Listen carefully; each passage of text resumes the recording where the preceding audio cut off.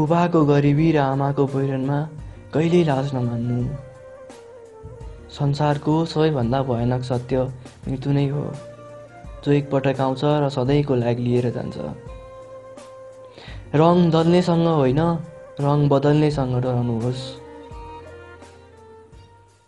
झुट यसकारण छिट्टै बिग्छ कि सत्य किन्ने सबैको औकात हुँदैन। मायाको अर्थ माया गर्नेले बुझ्छ, नाटक गर्नेले कहिल्यै बुझ्दैन। आफू हुन सिक, तिमी जे छौ एकदम ठिक छौ।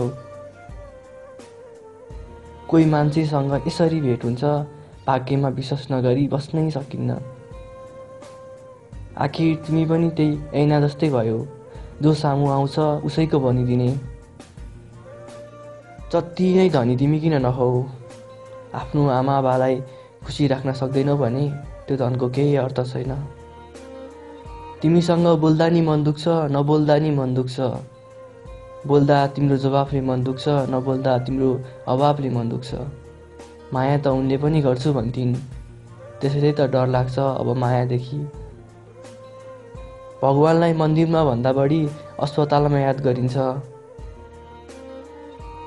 जतिसुकै उचाइमा पुगे पनि गिद्धको आँखा सिनोमै हुन्छ।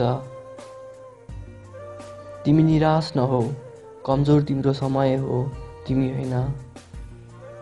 दुनियाँमा कोही पनि ऐना अगाडि उभिँदैन थियो होला, यदि ऐनामा तस्बिरको बदला चरित्र देखिन्थ्यो भने।